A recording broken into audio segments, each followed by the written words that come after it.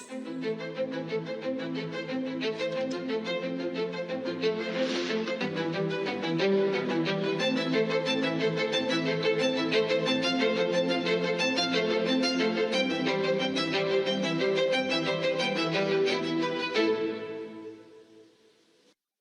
प्यारे देशवासियों, नमस्कार।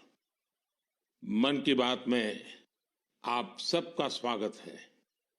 इन दिनों चैंपियंस ट्रॉफी चल रही है और हर तरफ क्रिकेट का माहौल है।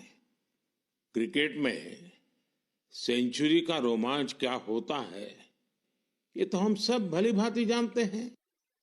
लेकिन आज मैं आप सबसे क्रिकेट नहीं, बल्कि भारत ने स्पेस में जो शानदार सेंचुरी बनाई है, उसकी बात करने वाला हूं।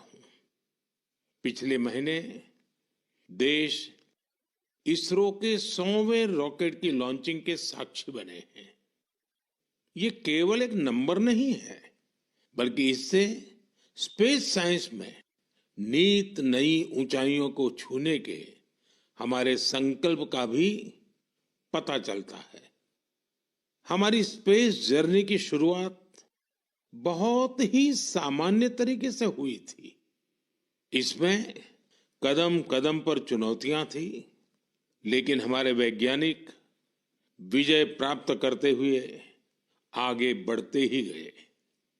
समय के साथ अंतरिक्ष की इस उड़ान में हमारी सफलताओं की लिस्ट काफी लंबी होती चली गई। लॉन्च व्हीकल का निर्माण हो, चंद्रयान की सफलता हो, मंगलयान हो, आदित्य L1 या फिर एक ही रॉकेट से एक ही बार में 104 सैटेलाइट्स को स्पेस में भेजने का अभूतपूर्व मिशन हो। इसरो की सफलताओं का दायरा काफी बड़ा रहा है। बीते 10 वर्षों में ही करीब 460 सैटेलाइट्स लॉन्च की गई हैं और इसमें दूसरे देशों की भी बहुत सारी सैटेलाइट्स शामिल है। हाल के वर्षों की एक बड़ी बात यह भी रही है कि स्पेस साइंटिस्ट की हमारी टीम में नारी शक्ति की भागीदारी लगातार बढ़ रही है। मुझे यह देखकर भी बहुत खुशी होती है कि आज स्पेस सेक्टर हमारे युवाओं के लिए बहुत फेवरेट बन गया है। कुछ साल पहले तक किसने सोचा होगा कि इस क्षेत्र में स्टार्टअप और प्राइवेट सेक्टर की स्पेस कंपनियों की संख्या सैकड़ों में हो जाएगी। हमारे जो युवा जीवन में कुछ थ्रिलिंग और एक्साइटिंग करना चाहते हैं, उनके लिए स्पेस सेक्टर एक बेहतरीन ऑप्शन बन रहा है। साथियों, आने वाले कुछ ही दिनों में हम नेशनल साइंस डे मनाने जा रहे हैं। हमारे बच्चों का, युवाओं का साइंस में इंटरेस्ट और पैशन होना बहुत मायने रखता है। इसे लेकर मेरे पास एक आइडिया है, जिसे आप one day as a scientist कह सकते हैं। यानी आप अपना एक दिन एक साइंटिस्ट के रूप में, एक वैज्ञानिक के रूप में बिताकर देखें। आप अपनी सुविधा के अनुसार, अपनी मर्जी के अनुसार कोई भी दिन चुन सकते हैं। उस दिन आप किसी रिसर्च लैब, प्लेनेटोरियम या फिर स्पेस सेंटर जैसी जगहों पर जरूर जाएं। इससे साइंस को लेकर आपकी जिज्ञासा और बढ़ेगी। स्पेस और साइंस की तरह एक और क्षेत्र है जिसमें भारत तेजी से अपनी मजबूत पहचान बना रहा है। ये क्षेत्र है एआई, यानी आर्टिफिशियल इंटेलिजेंस। हाल ही में मैं एआई के एक बड़े सम्मेलन में हिस्सा लेने के लिए पेरिस गया था। वहां दुनिया ने इस सेक्टर में भारत की प्रगति की खूब सराहना की। हमारे देश के लोग आज एआई का उपयोग किस किस तरह से कर रहे हैं, इसके उदाहरण भी हमें देखने को मिल रहे हैं। अब जैसे तेलंगाना में आदिलाबाद के सरकारी स्कूल के एक टीचर थोड़ासम कैलाश जी हैं। डिजिटल गीत संगीत में उनकी दिलचस्पी हमारी कई ट्राइबल लैंग्वेज को बचाने में बहुत महत्वपूर्ण काम कर रही है। उन्होंने एआई टूल्स की मदद से कोलामी भाषा में गाना कंपोज कर कमाल कर दिया है। वे एआई का उपयोग कोलामी के अलावा भी कई और भाषाओं में गीत तैयार करने के लिए कर रहे हैं। सोशल मीडिया पर उनके ट्रैक हमारे आदिवासी भाई बहनों को खूब पसंद आ रहे हैं। स्पेस सेक्टर हो या फिर एआई, हमारे युवाओं की बढ़ती भागीदारी एक नई क्रांति को जन्म दे रही है। नई नई टेक्नोलॉजी को अपनाने और आजमाने में भारत के लोग किसी से पीछे नहीं हैं। मेरे प्यारे देशवासियों, अगले महीने 8 मार्च को अंतर्राष्ट्रीय महिला दिवस है।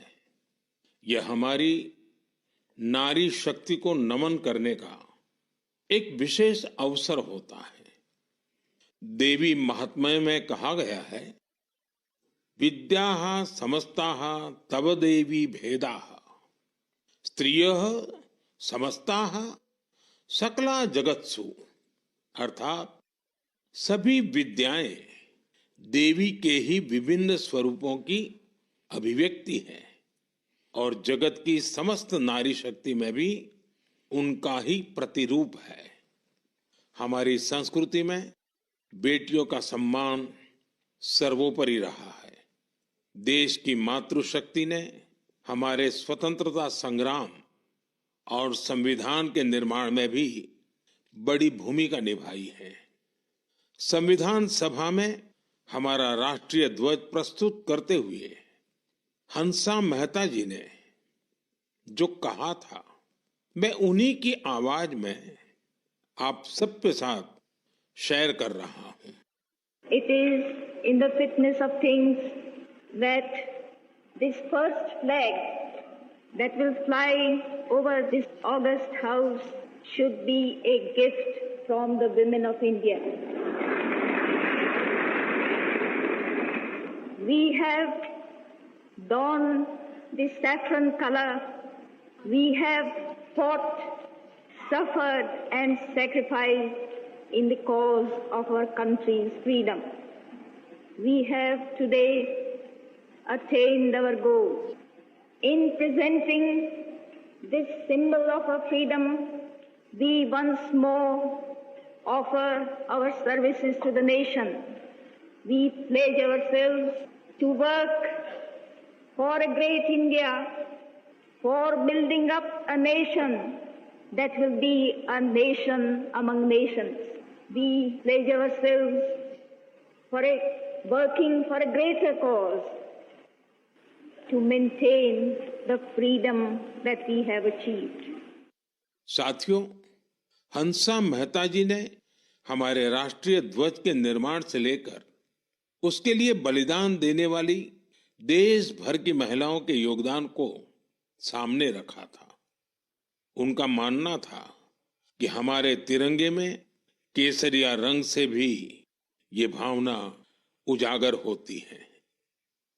उन्होंने विश्वास व्यक्त किया था कि हमारी नारी शक्ति भारत को सशक्त और समृद्ध बनाने में अपना बहुमूल्य योगदान देगी।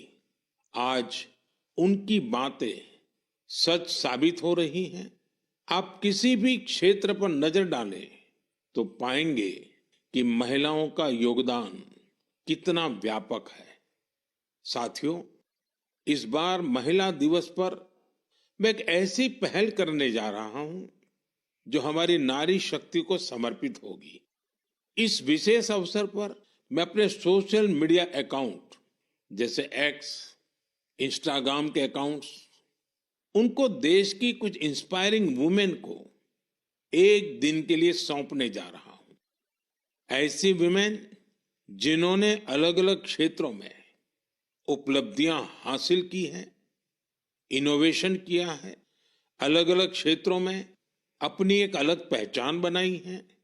8 मार्च को वो अपने कार्य और अनुभवों को देशवासियों के साथ साझा करेगी।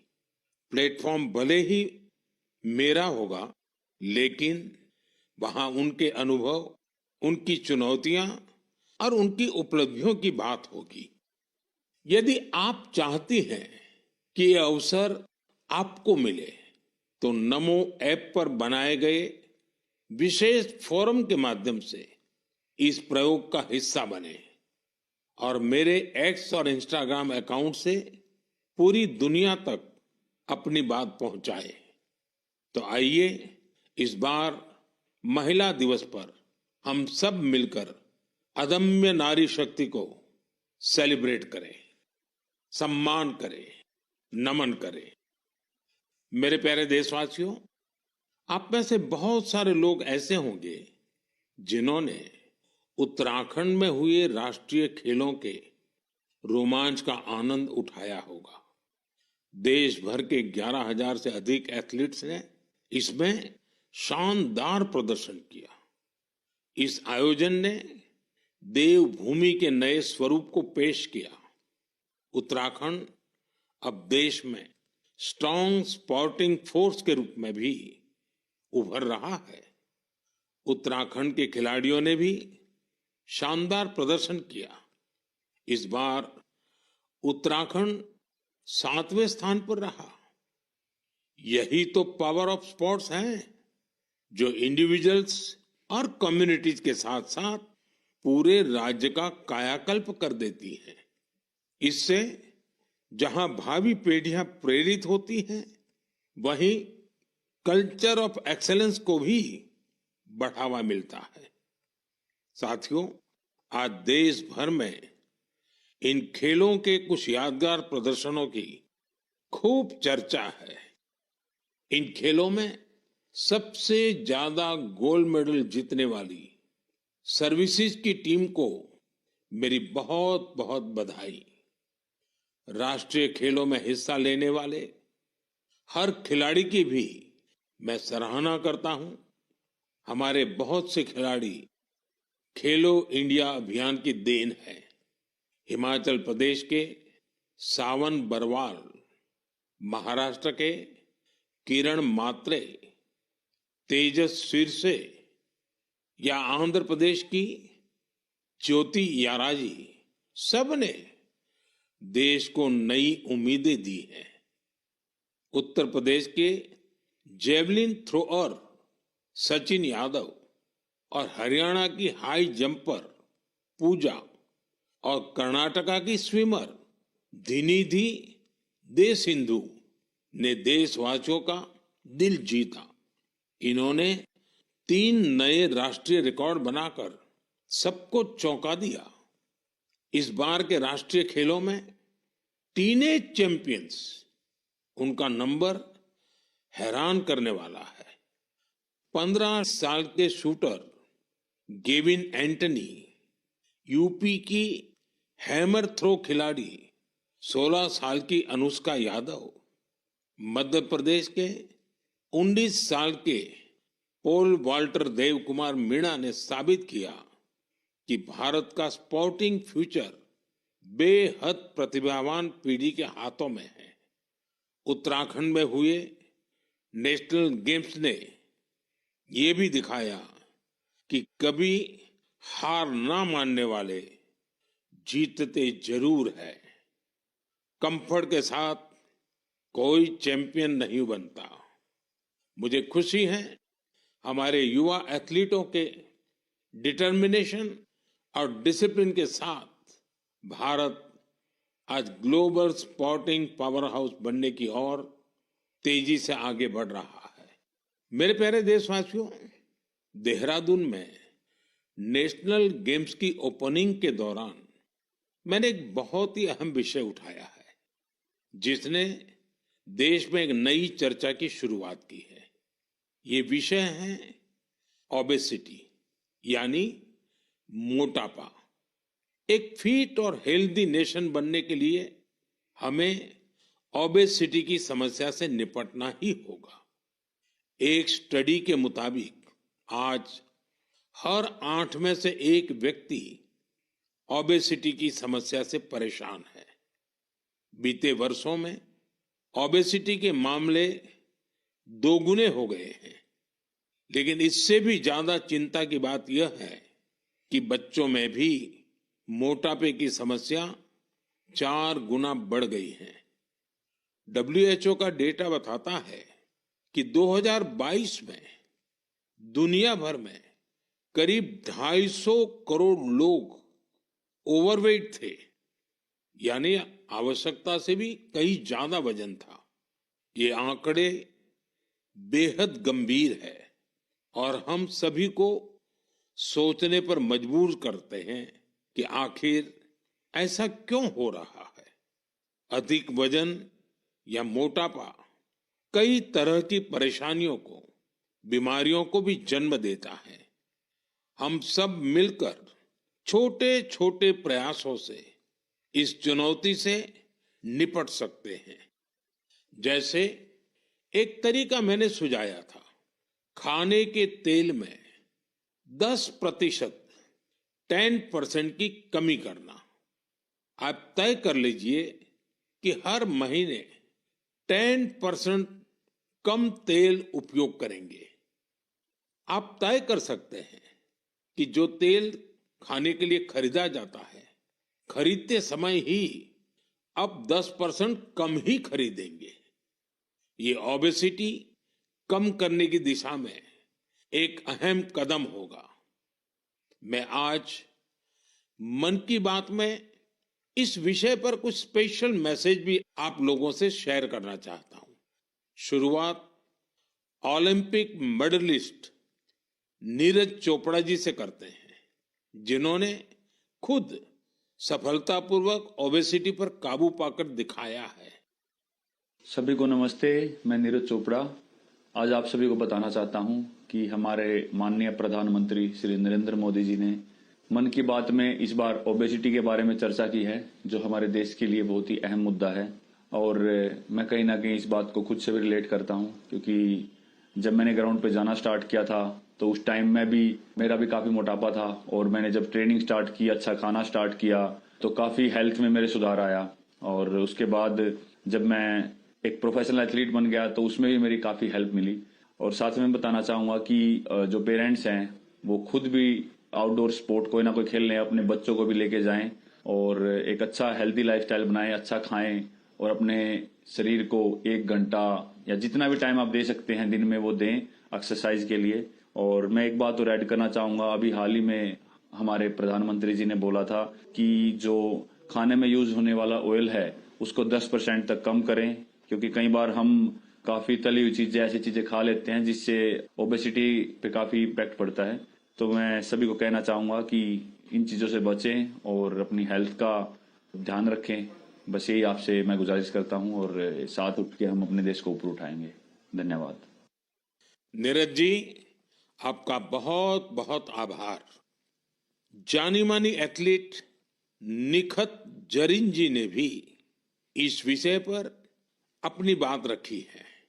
हाय, मेरा नाम निखत जरीन है और मैं 2 टाइम्स वर्ल्ड बॉक्सिंग चैंपियन हूँ। जैसे कि हमारे प्रधानमंत्री नरेंद्र मोदी जी ने मन की बात में ओबेसिटी को लेकर जिक्र किया है, and I think it's a national concern. हमें अपनी हेल्थ को लेकर सीरियस होना चाहिए, बिकॉज मोटापा जितनी जल्दी से फैल रहा है हमारे इंडिया में, उसको हमें रोकना चाहिए और कोशिश यही करनी चाहिए कि हम जितना हो सके हेल्दी लाइफस्टाइल फॉलो करें। मैं खुद एक एथलीट होके कोशिश करती हूँ कि मैं हेल्दी डाइट फॉलो करूँ, बिकॉज अगर मैंने गलती से भी अनहेल्दी डाइट ले लिया है या मैंने ऑयली चीजें खा ली तो जिसकी वजह से मेरे परफॉर्मेंस पे इम्पैक्ट पड़ता है और मैं रिंग में जल्दी थक जाती हूँ।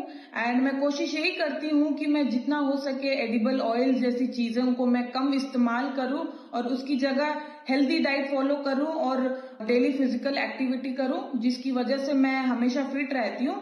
एंड आई थिंक हम जैसे कॉमन लोग जो है जो डेली जॉब पे जाते हैं, काम पर जाते हैं, एंड आई थिंक हर किसी को हेल्थ को लेकर सीरियस होना चाहिए और कुछ ना कुछ डेली फिजिकल एक्टिविटी करनी चाहिए, जिसकी वजह से हमें बीमारियों जैसे हार्ट अटैक है और कैंसर जैसे बीमारियों से हम दूर रहे और अपने आप को फिट रखें, क्योंकि हम फिट तो इंडिया फिट। निखत जी ने वाकई कुछ अच्छे पॉइंट्स बताए हैं। आइए अब सुनते हैं डॉक्टर देवी शेट्टी जी का क्या कहना है। आप सभी जानते हैं वे एक बहुत ही सम्मानित डॉक्टर हैं जो इस विषय पर निरंतर काम कर रहे हैं। I would like to thank our Honorable Prime Minister for creating an awareness about obesity in his most popular Mann Ki Baat program. Obesity today is not a cosmetic problem. It is a very serious medical problem. Majority of the youngsters in India today are obese. The main cause of obesity today is poor quality of food intake, especially excess intake of carbohydrates, that is rice, chapati and sugar, and of course, large consumption of oil. Obesity leads to major medical problems like heart disease, high blood pressure, fatty liver, and many other complications. So my advice to all the youngsters, start exercising, control your diet, and be very, very active and watch your weight. Once again, I would like to wish all of you very, very happy, healthy future. Good luck and God bless. साथियों, खाने में तेल का कम उपयोग और obesity से निपटना यह केवल पर्सनल चॉइस नहीं है, बल्कि परिवार के प्रति हमारी जिम्मेदारी भी है। खान पान में तेल का अधिक इस्तेमाल हार्ट डिसीज, डायबिटीज और हाइपरटेंशन जैसी ढेर सारी बीमारियों की वजह बन सकता है। अपने खान पान में छोटे छोटे बदलाव करके हम हमारे फ्यूचर को स्ट्रॉन्गर, फिटर और डिसीज फ्री बना सकते हैं। इसलिए हमें बिना देर किए इस दिशा में प्रयास बढ़ाने होंगे। इसे अपने जीवन में उतारना होगा।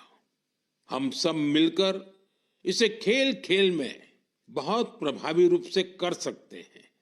जैसे मैं आज मन की बात के इस एपिसोड के बाद 10 लोगों को आग्रह करूंगा, चैलेंज करूंगा कि क्या वो अपने खाने में ऑयल को 10% कम कर सकते हैं, और साथ ही उनसे ये आग्रह भी करूंगा कि वो आगे नए 10 लोगों को ऐसा ही चैलेंज दे। मुझे विश्वास है इससे ओबेसिटी से लड़ने में बहुत मदद मिलेगी।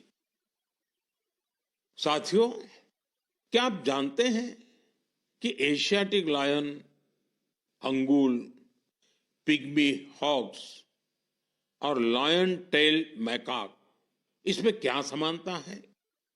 इसका जवाब है कि ये सब दुनिया में कहीं और नहीं पाए जाते हैं, केवल हमारे देश में ही पाए जाते हैं।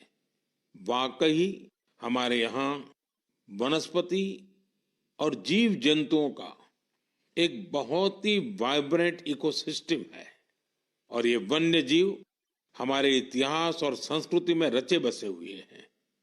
कई जीव जंतु हमारे देवी देवताओं की सवारी के तौर पर भी देखे जाते हैं। मध्य भारत में कई जनजातियां बागेश्वर की पूजा करती हैं। महाराष्ट्र में वाघोबा के पूजन की परंपरा रही है। भगवान अयप्पा का भी बाघ से बहुत गहरा नाता है। सुंदरवन में बोन बीबी की पूजा अर्चना होती है, जिनकी सवारी बाग है। हमारे यहाँ कर्नाटका के हुली वेशा, तमिलनाडु के पुली और केरला के पुलिकली जैसे कई कल्चरल डांसेस हैं जो नेचर और वाइल्ड लाइफ के साथ जुड़े हुए हैं। मैं अपने आदिवासी भाई बहनों का भी बहुत आभार करूंगा, क्योंकि वो वाइल्ड लाइफ प्रोटेक्शन से जुड़े कार्यों में बढ़ चढ़कर भागीदारी करते हैं। कर्नाटका के बीआरटी टाइगर रिजर्व में बाघों की आबादी में लगातार वृद्धि हुई है। इसका बहुत क्रेडिट सोलिगा ट्राइब्स को जाता है, जो बाघ की पूजा करते हैं। इनके कारण इस क्षेत्र में मैन एनिमल कॉन्फ्लिक्ट ना के बराबर होता है। गुजरात में भी लोगों ने गीर में एशियाटिक लायंस की सुरक्षा और संरक्षण में महत्वपूर्ण योगदान दिया है। उन्होंने दुनिया को दिखा दिया है कि प्रकृति के साथ कोएग्जिस्टेंस आखिर क्या होता है। साथियों, इन प्रयासों के कारण ही पिछले कई वर्षों में बाघ, तेंदुए, एशियाटिक लायंस, राइनो और बारहसिंगा की आबादी तेजी से बढ़ी है और भारत में वन्य जीवों की डायवर्सिटी कितनी खूबसूरत है, ये भी गौर करने लायक है। एशियाटिक लायंस देश के पश्चिमी हिस्से में पाए जाते हैं, जबकि टाइगर का क्षेत्र है पूर्वी, मध्य और दक्षिण भारत। वहीं राइनो पूर्वोत्तर में मिलते हैं। भारत का हर हिस्सा न केवल प्रकृति के लिए संवेदनशील है, बल्कि वाइल्ड लाइफ प्रोटेक्शन के लिए भी प्रतिबद्ध है। मुझे अनुराधा राव जी के बारे में बताया गया है, जिनकी कई पीढ़ियों का नाता अंडमान निकोबार आइलैंड से रहा है। अनुराधा जी ने कम उम्र में ही एनिमल वेलफेयर के लिए खुद को समर्पित कर दिया था। 3 दशकों से उन्होंने हिरण और मोर की रक्षा को अपना मिशन बनाया। यहाँ के लोग तो उन्हें डियर वुमेन के नाम से बुलाते हैं। अगले महीने की शुरुआत में हम वर्ल्ड वाइल्ड लाइफ डे मनाएंगे। मेरा आग्रह है कि आप वाइल्ड लाइफ प्रोटेक्शन से जुड़े लोगों का हौसला जरूर बढ़ाएं। यह मेरे लिए बहुत संतोष की बात है। इस क्षेत्र में अब कई स्टार्टअप भी उभर कर सामने आए हैं। साथियों, यह बोर्ड एग्जाम का सीजन है। मैं अपने युवा साथियों यानी एग्जाम वॉरियर्स को उनकी परीक्षाओं के लिए बहुत बहुत शुभकामनाएं देता हूं। आप बिना कोई स्ट्रेस लिए पूरी पॉजिटिव स्पिरिट के साथ अपने पेपर दीजिए। हर वर्ष परीक्षा पे चर्चा में हम अपने एग्जाम वॉरियर से परीक्षाओं से जुड़े अलग अलग विषयों पर बात करते हैं। मुझे खुशी है कि अब ये कार्यक्रम एक संस्थागत रूप लेता जा रहा है, इंस्टीट्यूशनलाइज हो रहा है। इसमें नए नए एक्सपर्ट्स भी जुड़ते चले जा रहे हैं। इस साल हमने एक नए फॉर्मेट में परीक्षा पे चर्चा करने का प्रयास किया। एक्सपर्ट्स के साथ 8 अलग अलग एपिसोड भी शामिल किए गए। हमने ओवरऑल एग्जाम से लेकर हेल्थ केयर और मेंटल हेल्थ के साथ खान पान जैसे विषयों को भी कवर किया। वहीं पिछले टॉपर्स ने भी अपने विचार और अनुभव सभी के साथ शेयर किए।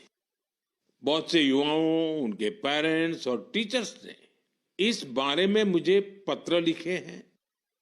उन्होंने बताया है कि ये फॉर्मेट उन्हें बहुत ही अच्छा लगा है, क्योंकि इसमें हर विषय पर विस्तार से चर्चा की गई।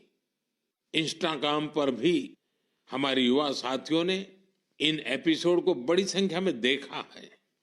आप में से बहुत सारे लोगों को इस कार्यक्रम का आयोजन दिल्ली की सुंदर नर्सरी में किया जाना यह भी बहुत पसंद आया। हमारे जो युवा साथी परीक्षा पे चर्चा के इन एपिसोड को अब तक नहीं देख पाए हैं, वे इन्हें जरूर देखें। ये सारे एपिसोड नमो ऐप पर रखे हुए हैं। एक बार फिर अपने एग्जाम वॉरियर्स को मेरा यही मैसेज है, be happy and stress free. मेरे प्रिय साथियों, मन की इस बात में इस बार मेरे साथ इतना ही। अगले महीने फिर नए विषयों के साथ हम मिलकर मन की बात करेंगे। आप मुझे अपने पत्र, अपने संदेश भेजते रहिए। स्वस्थ रहिए, आनंद में रहिए। बहुत बहुत धन्यवाद। नमस्कार।